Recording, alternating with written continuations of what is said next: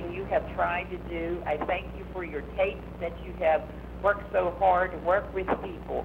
But we have to know that here, right in this part of Pittsburgh and the western world of western Pennsylvania, two great giants running for president was here the past week, one in Beaver and also one in Washington. And when you think about after them doing all that they wanted to do, they wanted to rush to Pennsylvania. Pennsylvania is a great state, great people on both sides, great Miss Elsie Hillman on the Republican side when we look at our females, and great Catherine Baker Knoll also right here in our own region. And I want to thank them for all what they do, because after November, they will be back working hard to take care of the state of Pennsylvania. And we have to know that our governor did a great job last week, watching him on the Democratic Convention, and our Senator Bob Casey was there, and Joe Biden, who came out of Trenton. So we have to be really thrilled and proud. So now we have to ask all of us in Western Pennsylvania, please get out and vote. It's not important who comes on TV. It's important when you go to the ballot and cast that vote. And I just want to thank our station and all of the staff, Kurt and everyone, Monica, Gladys, Darlene, and I want to also let you know that I'm coming home to vote because this is so important to me that I can't vote in California. I have to vote in Pittsburgh. Well, maybe we'll draft you to be on the show for November, but the young man... Well, that's enough from me, okay? What? I think that's enough from me, okay? Well, but before you go, I just want you to remember to be bad. No, Al, you be good. You be bad. You be good, because when you're good, you know you're very good. And when you're bad, let's face it out, you're even better. All right, well, I'll be calling you tonight. And also to Linnell, thank you for coming on and doing such a wonderful co-producing of this show. Thank you, Linnell. Well, thank you, Nora. It's good to hear your voice again, always. And God bless you all. All right, well, you get to your mission, what you got to do down there in California. We're going to move on only because the young man to the left of me, Mr. Breon, has another mission to accomplish. So we're going to go ahead and move on, but I'll be calling you tonight, young lady. And now, Kurt and Monica, can we go with the 2 consecutive video clips, please? Hey, why are you running so soon, bro? Why are you running this time? You're a relatively young man. You can afford to wait. I had to explain to them I'm not running because of some long-held ambition or because I think it's somehow owed to me. I am running because of what Dr. Martin Luther King called the fierce urgency of now.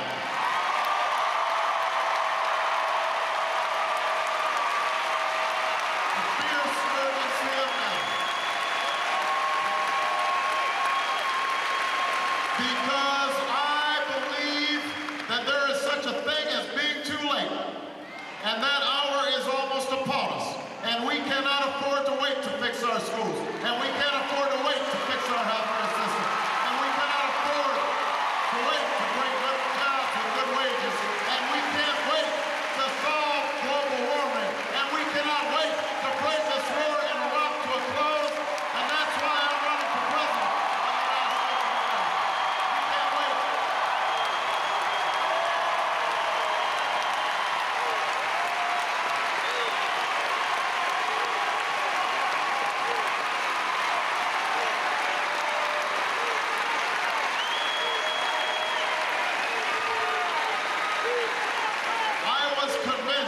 I was convinced that the American people were ready for change.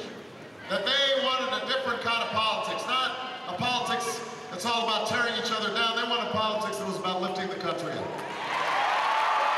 I was convinced they wanted a politics that wasn't about spin and PR, but about straight talk with the American people.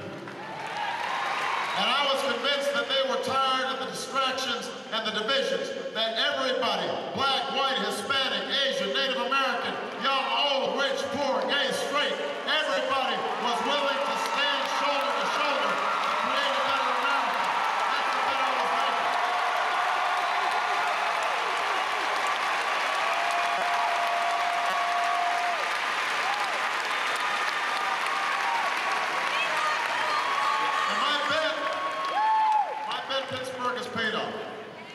after talking to hundreds of thousands of people and shaking hundreds of thousands of hands and kissing hundreds of babies, everywhere we've gone, I've campaigned in 47 states, people are standing up and they're saying, yes, we want change. We believe in the possibility of change. We're willing to work for it. We're willing to contribute to it. We're willing to volunteer for it. We are willing to make phone calls for it. We're willing to knock on doors for it. We're willing to talk to our neighbors and our friends and our co-workers for it. We want change in America. That's what the American people are telling me. And I think they also understand that it's not going to be easy.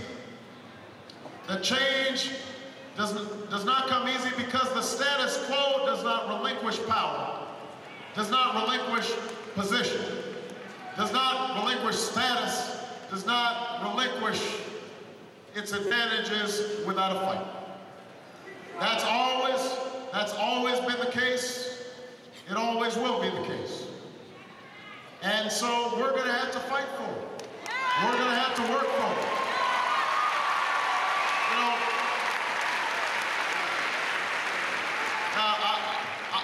I know that some of you are frustrated about the fact that this primary has been going on a long time. Bush, we're going to have to bring about a change, and we're going to be unified to win in November. No more Bush.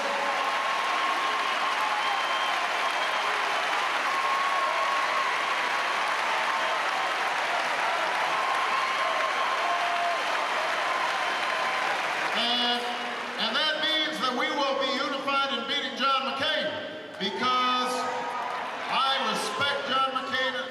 He is a genuine American hero. He has served this country nobly, but he is essentially interested in perpetuating the failed economic policies of George W. Bush and the failed foreign policy of George W. Bush, and we can't afford 4 more years of George W. Bush. Exit strategy. A war that's resulting in our troops on 2 and 3 and 4 and 5 tours of duty. We can't afford 4 more years of that. John McCain said this week that after examining the Bush economic record, he thought that we had made great progress. Apparently he wasn't listening to those 8,300 who lost their jobs here in Pennsylvania. These are a gorgeous set of colors. Red, white, and blue. Old glory. The American flag. Do you really see that, America? Do you really see it? Look close. Really pay attention to it. This is the United States of America, the American flag. And lately people have been asking me, Al, why do you continue doing political shows? What happened to the fun shows like Magical with Dominic Ciccinelli? What happened to the shows where you spoke to Carl Clemens, the actor? What happened to the fun shows when you had Steve from Chiller Theater?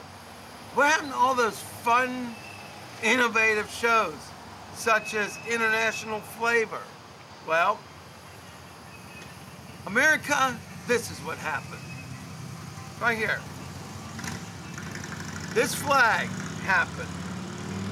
This flag been around since everybody that's alive today. And this flag happened. Now let me explain what I'm saying. You see, America, in 2 months from the date that I'm filming this,